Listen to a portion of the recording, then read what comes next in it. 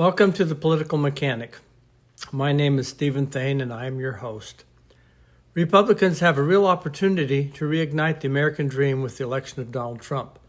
The American system is based upon individual merit and voluntary interactions where persuasion is king. None of us have all the answers, but the creator of the universe does. It is through voluntary interactions that we discover these answers. Persuasion is what can further unite limited government conservatives when there is a willingness to listen to one another's perspective in an effort to discover the self-evident truths spoken of by Thomas Jefferson. Persuasion coupled with correct views that align with natural law result in limited government. This formula created the American system. This spirit also led Roger Williams to flee Puritan tyranny in Massachusetts and set up Rhode Island, where civil and ecclesiastical authority were separated in 1636. There are many who think if they are in the right, they don't have to use persuasion and are justified to force their beliefs on others. Being right does not justify the use of coercion. The greatest political sickness of humanity is the belief that coercion can be used to bring about good. This is a lie. We need to discard this ancient belief forever. If you are right, your persuasion can be strong because you should be coming from a logical position. If you cannot persuade someone to agree with you, you're either wrong or you should let natural consequences solve the question. Almost without exception, coercion can only be used to stop coercion. Consider this: God, the greatest of all, does not use coercion to bring about good. He uses natural consequences, persuasion, and free will, and so should we. Having the correct political position coupled with coercion still leads to tyranny. Think of the Spanish Inquisition, where religious leaders abandoned persuasion, or the aforementioned tyranny of the Puritans in the Massachusetts Bay Colony. Another failure formula is coercion coupled with incorrect political and economic ideas. Examples include the Soviet Union, North Korea, and Communist China. This formula is a very dangerous form of evil that justifies mass killing. There is only one formula that leads to limited government, and it requires persuasion. It does not matter as much if you have the correct position as it does if you use persuasion or not. If persuasion is used, the correct policy will emerge from the discussion. Recently, I was at the Idaho State Capitol in the hallway sitting by Maria Nate. A new senator walked by and stopped to say hello to her. I introduced myself, and he introduced himself as Senator Joshua Cole. I asked him a very blunt question: what is your worldview? To which he replied, I am a Christian conservative.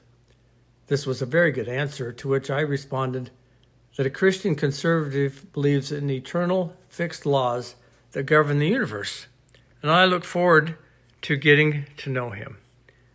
If he was a relativist, there would have been no reason to continue our discussion because his opinions might change from day to day. The next question I could have asked was, are you an ideologue? Now, an ideologue is someone who abandons persuasion. The trap many new good conservative legislators fall into is the trap of ideology. They think that being right is enough, and it allows them to use coercion and stop listening. Most people listening to this channel are happy and excited about the Trump presidency and what it might mean to the future of America and our system of limited government. We have been upset at the leftist policies imposed upon us by the Democrats under Joe Biden. The Democrats abandoned persuasion and yielded to coercion and manipulation, which we hate. Democrats also hate coercion that they see in us. Let's use persuasion and logic. Let's model how those in power should act.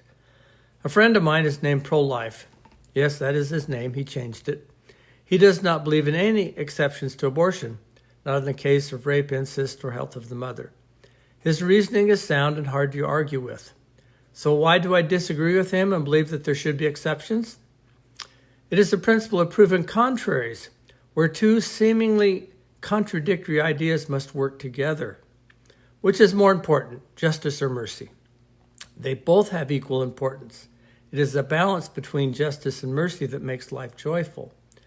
Too much justice makes life cruel, while too much mercy creates chaos. The same with pragmatism and principles in politics. Which is more important? They both are. It is the balance of pragmatism and principle that creates a livable society. We are guided by our principles, but not bound by them.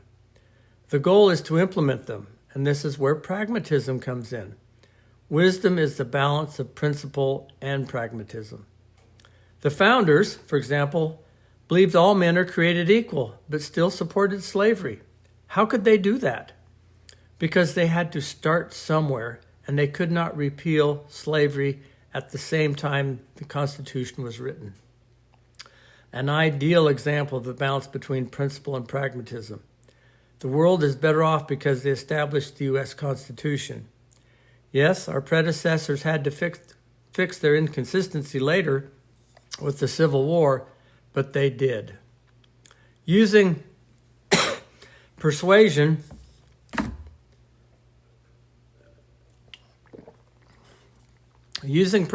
creates win-win solutions because we have to listen and be respectful. Ideologues are not good listeners because they think they're right.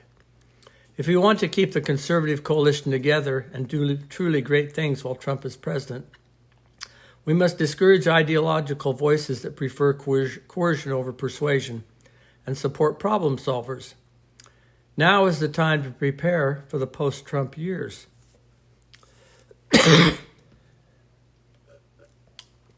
Through the force of his personality, he will probably stabilize the limited government movement the next 4 years. In the future, limited government is dependent upon following the Constitution, free market economics, respectful dialogue, persuasion, and seeking to implement natural law. Until next time, this is Stephen Thane. Please hit the like button and subscribe. Thank you.